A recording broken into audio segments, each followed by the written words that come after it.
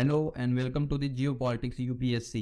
हाल ही में क्रिसिल के द्वारा भारत के बैंकों और अर्थव्यवस्था यानी करंट अकाउंट डेफिसिट को लेकर एक बहुत बड़ी रिपोर्ट जारी की गई है, जिसमें ये बताया गया है कि इस समय वर्तमान समय में भारत का बैंकिंग सेक्टर काफी मजबूत स्थिति में है और भारतीय बैंकों के डूबने के चांसेस लगभग न के बराबर हैं।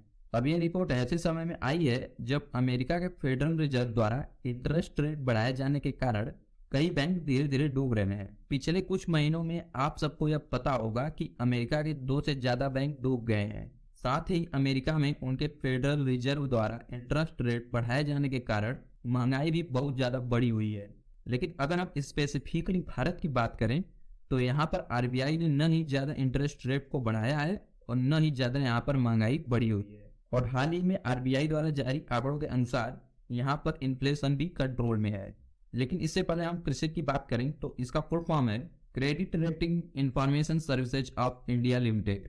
आप इसके नाम से ही समझ गए होंगे कि ये इंडिया की एक कंपनी है जो क्रेडिट रेटिंग एजेंसी है। आप दुनिया भर के रेटिंग एजेंसियों के बारे में सुने होंगे जो कि या तो प्राइमरली यूएस या वेस्टर्न कंट्रीज से आती हैं, लेकिन आपने किसी भी भारतीय क्रेडिट एजेंसी का नाम नहीं सुना होगा। तो ये भारत की सबसे पहली क्रेडिट रेटिंग एजेंसी है जिसकी स्थापना साल 1988 में किया गया था। बाद में साल 2005 में अमेरिका की credit rating agency S&P global solutions ने इस कंपनी के मेजर शेयर्स को एक्वायर कर लिया था और आज वर्तमान समय में क्रिसिल भारत की सबसे बड़ी क्रेडिट रेटिंग एजेंसी है। अब तक भारत में क्रेडिट रेटिंग एजेंसी के मामले में इससे बड़ी कोई कंपनी नहीं है। भारत जैसी बड़ी अर्थव्यवस्था में ऐसी क्रेडिट रेटिंग एजेंसियों का न होना यह भारत के लिए बहुत बड़ा झटका भी है, क्योंकि ऐसी विश्वसनीय रेटिंग एजेंसी न होने के कारण भारत अपनी और इनफैक्ट पूरी दुनिया की सच्चाई को सामने नहीं ला पाता है। इसकी वजह से भी भारत का सॉफ्ट पावर कम होता है, क्योंकि हाल ही में आपने सुना होगा कि Bharat world press freedom index में पूरी दुनिया के 180 देशों में 161वें स्थान पर रहा था। इनफैक्ट ये पाकिस्तान और अफगानिस्तान से भी नीचे है। अब आप जरा सोचकर देखिए कि क्या भारत में स्थिति मीडिया के लिए पाकिस्तान और अफगानिस्तान से भी बदतर है? नहीं ना।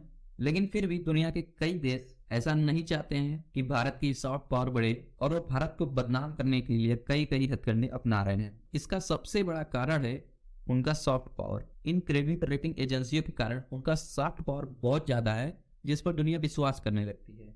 ऐसे समय में भारत को भी चाहिए कि भारत और बड़ी बड़ी क्रेडिट रेटिंग एजेंसियों की स्थापना करे जो पूरी दुनिया में इस सच्चाई को सामने लाएं कि एक्चुअल में वेस्टर्न क्रेडिट रेटिंग एजेंसियां एक बायस्ड सोच अपना करके एशिया को बदनाम करने की साजिश कर रही हैं और पूरी दुनिया के सामने इस सच्चाई को सामने लाया जाना चाहिए। तो अगर हम बात करें कि क्रिसिल ने इस रिपोर्ट में क्या कहा है, तो क्रिसिल द्वारा जारी की गई इस रिपोर्ट में यह अनुमान लगाया गया है कि भारत का करंट अकाउंट डेफिसिट इस फाइनेंशियल ईयर में जीडीपी का लगभग 2% हो जाएगा, जो पहले अनुमान के मुताबिक जीडीपी का 2.5% था।